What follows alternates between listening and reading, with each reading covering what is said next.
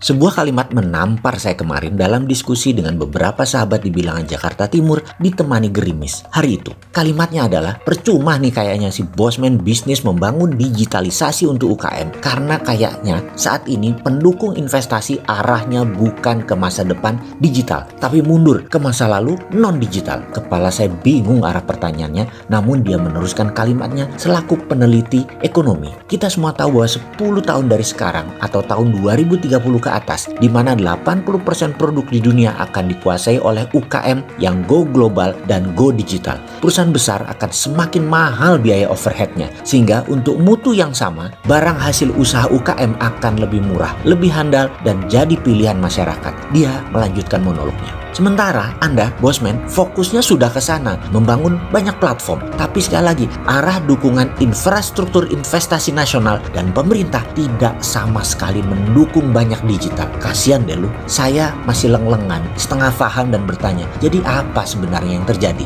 Dia pun melanjutkan, itu Omnibus Law, saya baca draftnya, yang versi halaman 1000-an, sampai halaman yang di bawah 1000-an, jadi 2 saya baca. Yang siapa juga telah membaca lengkap sampai paham anggota parlemennya, saya mau bertanya, mohon angkat tangan, jangan-jangan gak banyak yang lengkap membacanya sampai habis. Itu pertanyaan banyak teman-teman pengamat kebijakan nasional yang sampai sekarang masih keleyengan membaca arah pasal per pasal, menjahitnya bagaimana, juga aplikasinya nanti secara keseluruhan itu bagaimana. Dia pun melanjutkan, saya menemukan kata air itu lebih dari 230 kata. Kata tanah itu lebih dari 250 kata. Kata hutan bahkan lebih banyak lagi, yaitu 350 kata. Jadi kalau dilihat nih ya, Omnibus Law itu yang terbanyak ya tentang jual tanah air kali fokusnya ya. Lalu katanya lagi dengan nada meninggi, tahu nggak mas? Kata digital hanya 11, kata finansial inklusi nggak ada. Bayangkan dunia ke depan itu masalah teknologi, masalah informasi, digitalisasi, telekomunikasi, keuangan digital hampir tidak tersentuh.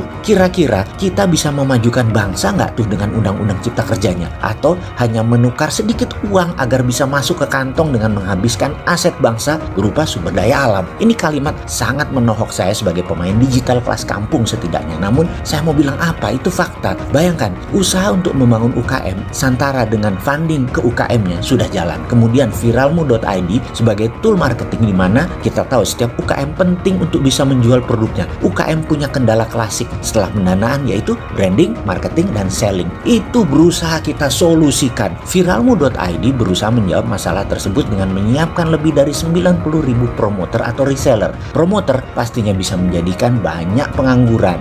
Ahli status sosmed mendapatkan income sampingan dengan memviralkan produk UKM dan mereka dapat komisi. Target tutup tahun 2020 ini adalah 500.000 promoter yang akan membantu memviralkan produk UKM di viralmu.id. Bener deh, untuk dunia bisnis digital menjalankan bisnis tidak gampang. Banyak kendala teknis, database lah, server lah, koneksi internet lah, user experience, mahalnya SDM, sedikitnya SDM yang loyal, sedikitnya pilihan SDM yang militan dan kreatif, lalu tidak didukung lagi oleh infrastruktur birokrasi. Lengkap deh penderitaan pemain digital. Apa efek diskusi tersebut? Diskusi kemarin masuk ke pikiran saya sampai tembus ke hati saya, masih membekas hingga malam harinya, bahkan sampai pagi harinya. Merasa susah benar berjuang membangun ekonomi kerakyatan itu. Internet digital adalah demokratisasi bisnis atau membebaskan pasar. Namun banyak regulasi hadir membatasi gerak pasar bebas menjadi pasar terarah. Arahnya terbanyak adalah tanah, air, hutan,